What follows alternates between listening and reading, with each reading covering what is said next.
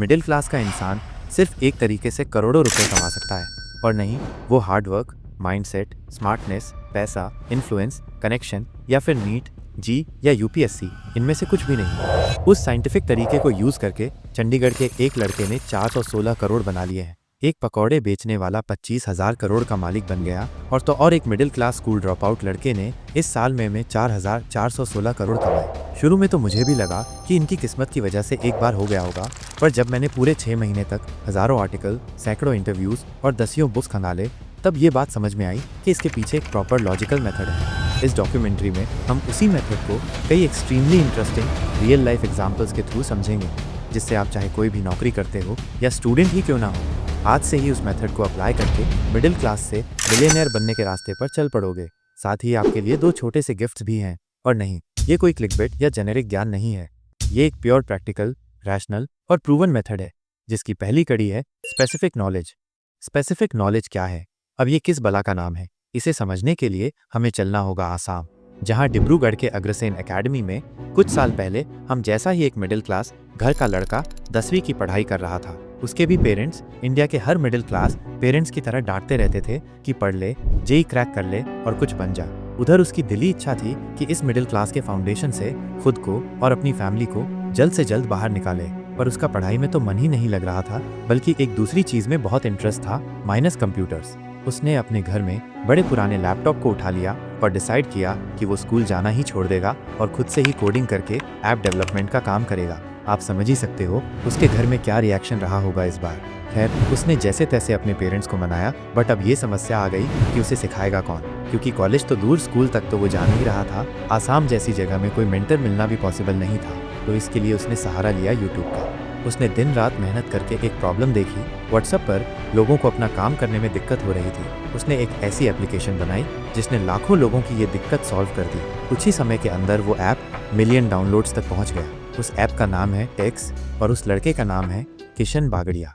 और अभी कुछ ही मंथ पहले वर्डप्रेस के फाउंडर मैट मुलेनवेग ने इस ऐप को एक्वायर किया है पूरे $50 मिलियन, यानी कि लगभग 416 करोड़ रुपए में। इस मिडिल क्लास लड़के के पास कुछ भी नहीं था, ना कोई बड़ी जमा पूंजी थी, ना कोई बड़ी डिग्री, ना कोई गॉडफादर था, ना ही कोई एक्सपीरियंस। ऐसा भी नहीं था कि वो पिछले 10-15 साल से इस प्रोजेक्ट में काम कर रहा हो। हार्डली 2 से 3 साल लगे उसे अपने बेडरूम में बैठकर इस ऐप को डेवलप करने में और खुद को इंडिया के रिचेस्ट लोगों में शामिल करने में।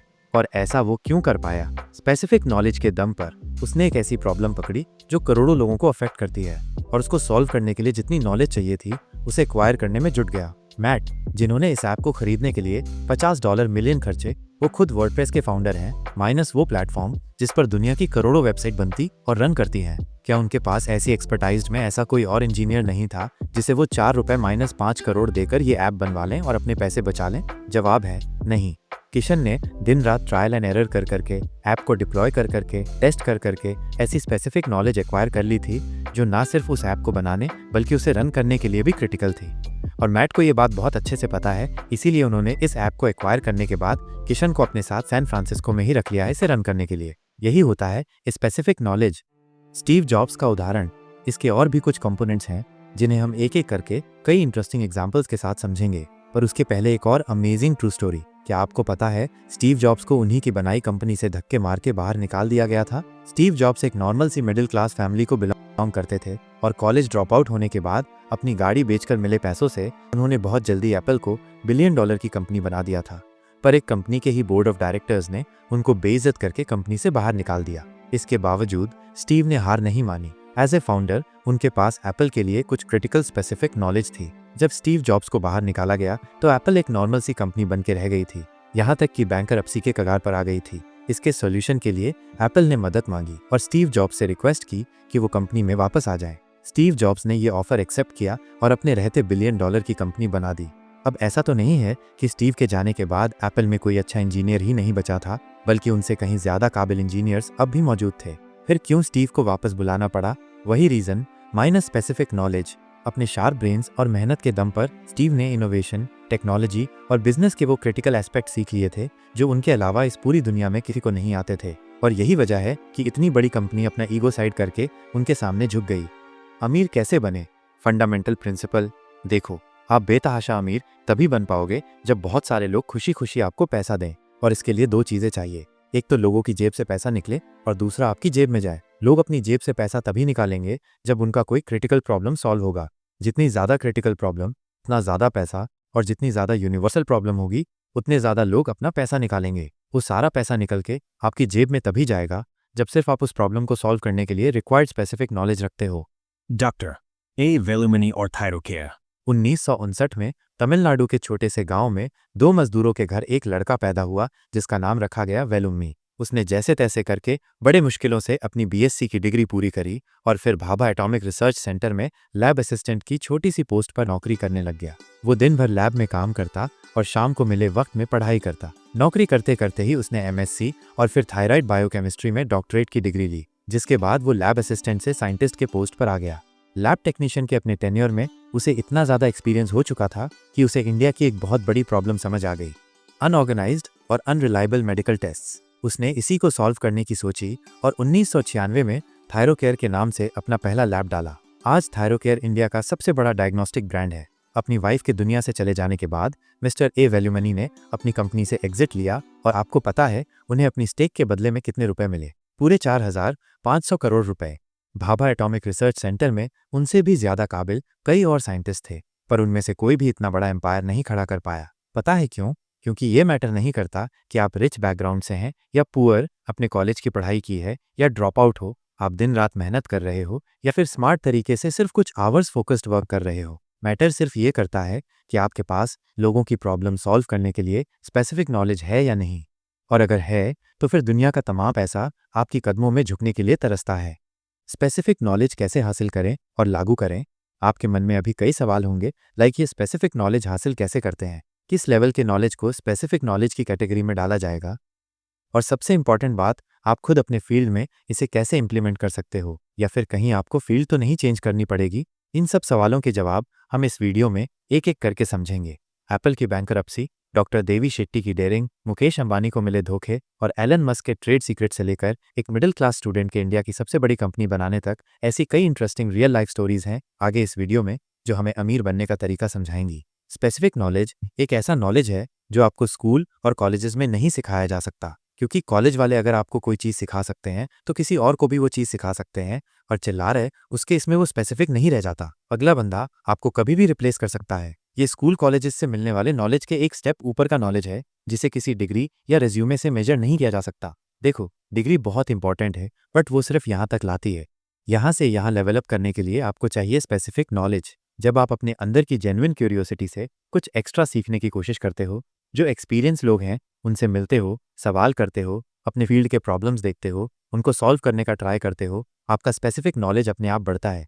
आज जो भी सैलरी आपको कंपनी दे रही है वो सिर्फ इसलिए दे रही है क्योंकि अगर उससे 1 रुपया भी कम देगी तो आप जॉब छोड़कर चले जाओगे, वरना उनका बस चले तो वो इससे भी आधी सैलरी में आपसे काम करा लें। बट वहीं अगर आपने अपना नॉलेज बेस इतना बढ़ा लिया कि आप कंपनी के क्रिटिकल एसेट बन गए, तो वो झक मारकर आपकी सैलरी बढ़ाएंगे। अमन गुप्ता और बोट। अमन गुप्ता JBL में काम करते थे। अपनी मेहनत और काबिलियत के दम पर उन्होंने अपनी कंपनी के सेल्स एक्सपोनेंशियली बढ़ा दिए थे। जब वो सैलरी इंक्रीमेंट करवाने अपने सीनियर के पास पहुंचे तो उन्होंने मना कर दिया। जवाब में उन्होंने कहा, बॉस मार्केट में मिलते हैं। आज बोट $2 बिलियन की वैल्यूएशन रखती है और अमन की खुद की नेटवर्थ 700 करोड़ से ज्यादा है। और जो एपिक लाइन उन्होंने अपने बॉस को बोली, इसको बोलने का कॉन्फिडेंस उन्हें वहीं से आया कि वो हेडफोन इंडस्ट्री के अंदर बहुत सॉलिड स्पेसिफिक नॉलेज एक्वायर कर चुके थे। अगर ये बात नहीं होती तो वो भी नॉर्मल एम्प्लॉयज की तरह छोटा सा इंक्रीमेंट लेकर चुप हो जाते और अपने खून पसीने से JBL को ही अमीर बनाते रहते। भीड़ में अलग दिखने वाले लोग। आपने कभी ये सोचा कि आपके शहर में 10 मेडिसिन स्पेशलिस्ट हैं, फिर भी किसी एक के पास ही मरीजों की लाइन क्यों लगी रहती है? 10 हलवाई हैं, फिर भी किसी एक के पास ही भीड़ क्यों होती है? 10 टीचर्स हैं, बट एक के ही कोचिंग में सारे बच्चे क्यों जाना चाहते हैं? इन सब लोगों ने अपने हार्डवर्क, एक्सपीरियंस और स्मार्टनेस के दम पे ऐसा नॉलेज और प्रॉब्लम सॉल्विंग कैपेसिटी डेवलप कर ली है जो किसी और के पास नहीं है। सही फील्ड का चुनाव। अब यहाँ एक और बात समझने वाली है कि यूं तो आप अपना स्पेसिफिक नॉलेज किसी भी फील्ड में एक्वायर कर सकते हो, बट आपको कोई एक फील्ड चुनना पड़ेगा ताकि आप अपनी एनर्जी प्रॉपर्ली फोकस कर सको। अब वो कौन सा फील्ड होगा, ये दो चीज़ों पर डिपेंड करता है। एक, पहला तो ये कि आपका इंटरेस्ट किस फील्ड में है। दूसरा, ऐसी कौन सी प्रॉब्लम है जिसका सोल्यूशन दुनिया अभी तक नहीं ढूंढ पाई। इन दोनों बातों को अच्छी तरह समझने के लिए हमें कुछ साल पीछे चलना पड़ेगा, जब एलन मस्क सिर्फ एक नॉर्मल इंजीनियर हुआ करते थे। ईयर 2000 की बात है। इंटरनेट तब पॉपुलराइज होना स्टार्ट ही हुआ था। एलन, जो उस वक्त महज 29 ईयर्स के थे, कुछ ही समय पहले उन्होंने अपनी पहली कंपनी Zip2 पूरे $307 मिलियन में बेची थी। Zip2 के थ्रू एलन न्यूज़पेपर्स को ऑनलाइन डायरेक्टरी और मैप्स अवेलेबल कराते थे। उन्हें उस कंपनी को डेवलप करके ये बात समझ में आ चुकी थी कि इंटरनेट इज़ द फ्यूचर और जल्द ही लोग अपनी सारी शॉपिंग ऑनलाइन करने लग जाएंगे। और उस चीज़ में दुनिया को जो सबसे बड़ी दिक्कत आएगी वो होगी पेमेंट्स की। उस टाइम पर कोई भी ऐसा मेथड नहीं था जिससे ऑनलाइन पेमेंट किया जा सके। एलन ने इस प्रॉब्लम को पकड़ा क्योंकि एक तो ये दुनिया भर की दिक्कत थी जिसका कोई सॉल्यूशन अवेलेबल नहीं था। दूसरा, ये उनकी एरिया ऑफ एक्सपर्टीज जो कि उन्होंने Zip2 के टाइम एक्वायर की थी उससे अलाइन हो रहा था। कुछ ही समय में उन्होंने X.com का लिंक लॉन्च की जो कि बाद में पीटर थेल की कंपनी के साथ मर्ज होकर बनी पेपैल। डॉक्टर देवी शेट्टी और नारायणा हेल्थ एक और बहुत ही इंटरेस्टिंग एग्जाम्पल है डॉक्टर देवी शेट्टी का। उनकी स्पेसिफिक नॉलेज है हार्ट ऑपरेशन करना। उन्होंने ये देखा कि इंडिया में हार्ट का ट्रीटमेंट बहुत महंगा है, एक आम आदमी का इसको अफोर्ड करना इम्पॉसिबल है।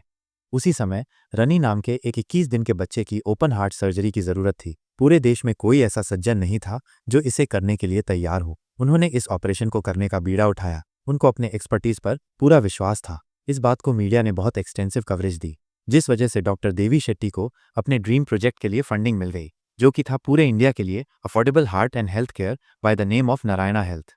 Where is my train? Where is my train or Flipkart? India के वास्ट ट्रेन नेटवर्क के शेड्यूल और लोकेशन ट्रेसिंग की प्रॉब्लम को सॉल्व करने के लिए 5 दोस्तों ने मिलकर एक ऐप बनाया, वेयर इज माई ट्रेन, जिसे गूगल ने 2018 में 360 करोड़ रुपए में खरीद लिया।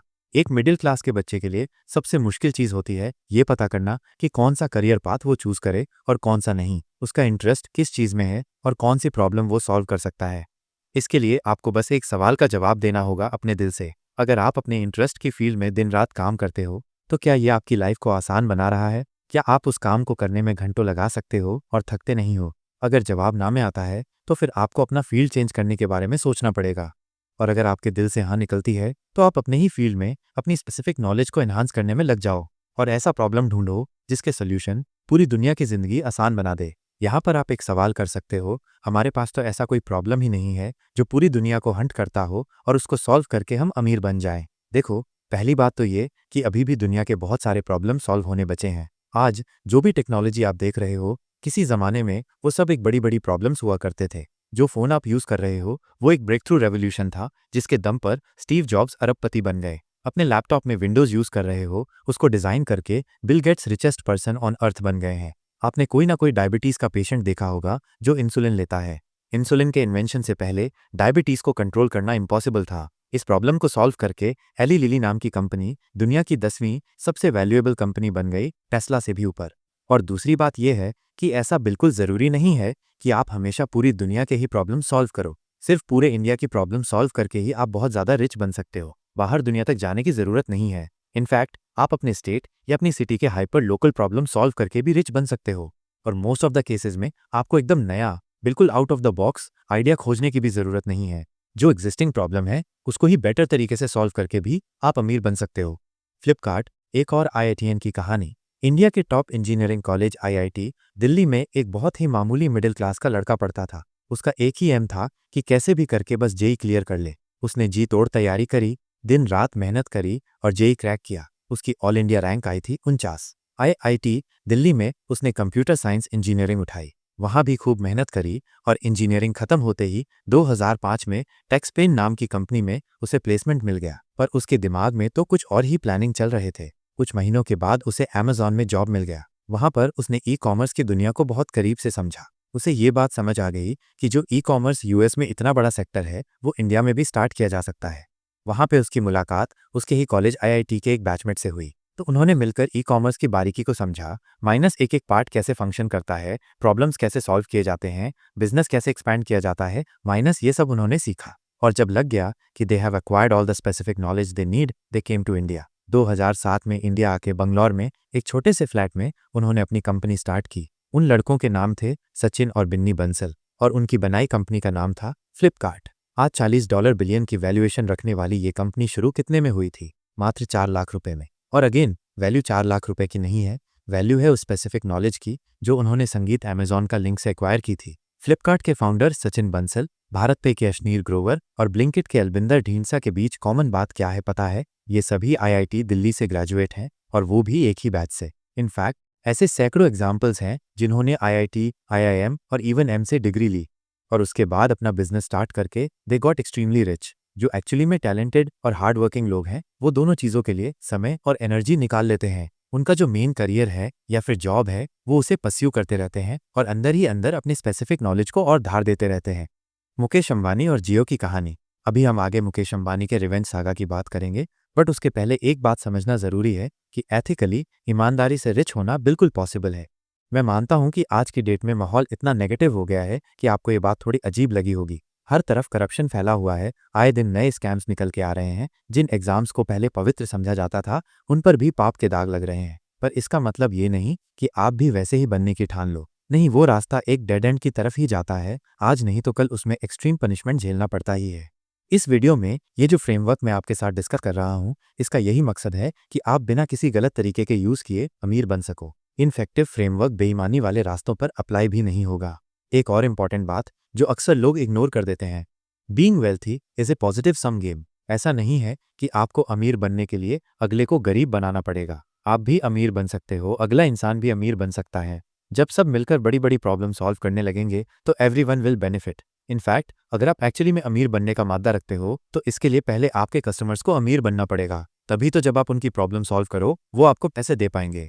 आपको कभी भी कंपटीशन से डरना नहीं है। एप्पल, गूगल और माइक्रोसॉफ्ट आपस में कॉम्पिटिटर हैं, पर वो साथ में मिलकर बहुत सारे काम करते हैं। 1997 में जब एप्पल बैंकरप्सी के कगार पर थी तो स्टीव जॉब्स ने दुनिया भर से मदद मांगी। हर जगह से निराशा ही हाथ लगी। वो बैंकरप्सी डिक्लेयर करने ही वाले थे कि खुद बिल गेट्स ने उनसे बात करी और $150 मिलियन दिए। इससे एप्पल बच गई। ऐसा क्यों हुआ? क्या बिल गेट्स को एप्पल से डर नहीं लगता था या उन्हें कंपटीशन पसंद नहीं था? नहीं, बिल गेट्स और स्टीव जॉब्स दोनों की दूर की सोच थी। वो ये बात जानते थे कि एक अच्छी कंपटीशन हमेशा बिजनेस को ग्रो करने में मदद करती है। आपने अपने शहर में देखा होगा कि सारे सराफा दुकान एक जगह होते हैं, सारे कपड़ों की शॉप्स एक जगह पर होती हैं। आपको पता ही होगा कि कोका कोला का जो फॉर्मूला है वो एक सीक्रेट है। एक बार कोक्से के 2 एम्प्लॉयज ने उस फॉर्मूले को पेप्सी को बेचने की कोशिश करी थी, पर पेप्सी ने लेने से मना कर दिया था। कंपटीशन आपको सिर्फ मजबूत बनाती है यदि आप सही डायरेक्शन में हो। अगर आपके पास स्पेसिफिक नॉलेज है तो चाहे कितना भी कंपटीशन आ जाए आपको फर्क नहीं पड़ेगा, उल्टा उससे आपको बूस्ट ही मिलेगा। वहीं अगर किसी का स्पेसिफिक नॉलेज जेन्युइन नहीं है, सिर्फ लक के दम पर वो अमीर बन जाता है, तो it's just a matter of time. Eventually luck will run away along with their earnings. इसी बात का प्रूफ है वो फैक्ट कि अगर आप दुनिया के टॉप 1% अमीर लोगों का पैसा लेकर बाकी सब में बराबर डिस्ट्रीब्यूट कर दो तो भी कुछ सालों बाद वही लोग फिर से अमीर बन जाएंगे। मुकेश अंबानी की कहानी और टाइम फैक्टर। पर बात सिर्फ इतनी नहीं है। करोड़पति बनने के लिए हमें एक और क्रिटिकल एस्पेक्ट को समझना पड़ेगा, जिसके लिए हमें none other than mister Mukesh Ambani की एक अनटोल्ड स्टोरी को जानना होगा। बात 2002 की है जब रिलायंस इन्फोकॉम की स्थापना हुई। इसके पीछे स्वर्गीय धीरूभाई अंबानी का विजन था। वो चाहते थे कि एक ऐसी कंपनी बने जो हर गरीब आदमी को मोबाइल फोन उपलब्ध करा सके। एक साल बाद 28 दिसंबर 2003 को मुकेश के पिता धीरूभाई अंबानी की बर्थ एनिवर्सरी पर इन्फोकॉम ने अपनी सेवाएं शुरू की। इसकी जोरदार मार्केटिंग की गई। मुकेश ने ये ऐलान किया कि उनके कॉल्स 50 पैसे के पोस्ट कार्ड से भी सस्ते होंगे। आज से 20 साल पहले उस जमाने में ये बहुत बड़ी बात थी। तब लोगों के पास बहुत मुश्किल से मोबाइल फोन हुआ करते थे। इंडिया में सिर्फ एक वो ही थे जो इतना आगे की सोच लेकर चल रहे थे। मुकेश जी जान लगाकर इस कंपनी को संवारते रहे, पर फिर 2 साल के अंदर ही ये कंपनी उनसे छीन ली गई। 2005 में रिलायंस का बंटवारा हुआ और टेलीकॉम का बिजनेस छोटे भाई अनिल अंबानी को दे दिया गया। मुकेश को रिलायंस इन्फोकॉम को छोड़ना बहुत बुरा लगा, पर उससे भी ज्यादा बड़ा झटका उन्हें तब लगा जब उन्हें नॉन कॉम्पीट क्लॉज साइन करना पड़ा, यानी कि अगले 10 साल तक वो टेलीकॉम सेक्टर में नहीं उतर सकते थे। उनका दिल बैठ गया। आखिर ये उनके पिता की आखिरी ख्वाहिश थी जिसे खुद पूरा करना वो अपना फर्ज समझते थे। कोई और होता तो चुपचाप बैठ जाता, पर इस सेटबैक के बाद मुकेश ने जो किया वो ये दिखाता है कि why he is worthy of the 8 lakh rupees crore net worth he is having today. उन्होंने अपनी एक छोटी सी बट सीक्रेट टीम बनाई। उसके साथ मिलकर 10 साल बाद की प्लानिंग में जुट गए। पूरे 10 साल तक दिन रात प्लानिंग प्लॉटिंग की गई, फंड्स कलेक्ट किए गए, रिसोर्सेज एक्वायर किए गए, टेलीकॉम सेक्टर के सारे प्लेयर्स की हर एक चाल पर कड़ी नजर रखी गई। इस बार वो खिलाड़ी बनने नहीं बल्कि पूरा खेल अपनी मुट्ठी में करने आए थे।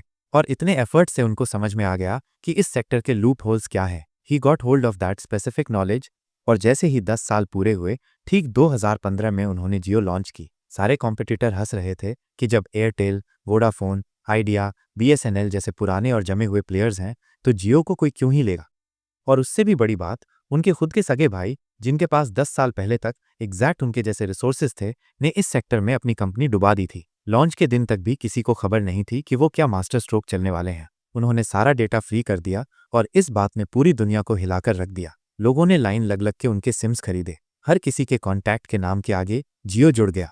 देखो, मुकेश अंबानी ने दुनिया का एक बहुत बड़ा प्रॉब्लम ढूंढ चुके थे, माइनस डेटा के कॉस्टली होने का, जिसको सॉल्व करते ही everyone was ready to pay him. उनके पास ये स्पेसिफिक नॉलेज भी आ चुका था कि कैसे इंडिया में डेटा को सस्ता किया जाए ताकि हर कोई अपनी जेब से पैसा निकाल के उन्हें ही दे। उनके पास डिस्ट्रीब्यूशन भी था। उन्होंने पूरे देश में एक साथ अपना नेटवर्क चालू किया था ताकि वे हर किसी की प्रॉब्लम सॉल्व करके प्रॉफिट ले सकें।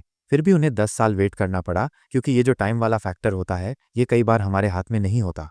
अमीर बनने की यात्रा और अगले कदम, becoming rich takes time. You will have to be patient on the outside but inside keep working restless. दिन रात आप सही डायरेक्शन में स्मार्ट तरीके से एफर्ट्स करते रहोगे तो आपको पता भी नहीं चलेगा और आप अमीर बन जाओगे। उस दिन दुनिया आपको ओवरनाइट सक्सेस कहेगी और आप उनकी तरफ देखकर मुस्कुरा भर दोगे। वीडियो के स्टार्टिंग में मैंने 2 छोटे छोटे गिफ्ट्स की बात करी थी। उनके बारे में कुछ ही सेकंड में बात करता हूँ, बट उसके पहले एक इंपॉर्टेंट बात। अमीर बनने की इस जर्नी में आपको और भी कुछ चीज़ों की ज़रूरत पड़ेगी। मिडिल क्लास से बिलोंग करके भी अपने स्पेसिफिक नॉलेज के दम पे जनरेट किए आइडियाज़ को आप एग्जीक्यूट कर सकें, उसके लिए आपको फंड्स की ज़रूरत पड़ेगी। साथ ही आपको अपना लक भी खुद क्रिएट करना सीखना पड़ेगा, जैसा कि हर अमीर इंसान करता है। आपको बॉटल नेक, लेवरेज और फ्री फॉल जैसे कुछ कॉन्सेप्ट सीखने पड़ेंगे, जो कि स्ट्रैटेजी के बाकी बचे हुए पार्ट्स हैं। ये सारी बातें मैं आपसे अगले वीडियो में डिस्कस करूँगा, जो कि इस सीरीज़ का सेकंड पार्ट है और बहुत जल्द रिलीज होगा। उपहार। पहला गिफ्ट, अब तक के डिस्कस किए हुए प्रिंसिपल्स का एक पोस्टर, जिसे आप डाउनलोड करके रख सकते हो या प्रिंट भी करा सकते हो। दूसरा गिफ्ट, वीडियो की स्क्रिप्ट मुफ्त में उपलब्ध है। ये दोनों चीज़ें मैंने अपने डिस्क्रिप्शन में डिस्कस कर दी हैं। आप जहां से चाहो वहां से फ्री ऑफ कॉस्ट डाउनलोड कर सकते हो। लिंक नीचे उपलब्ध है। Hope you will like them. Thank you.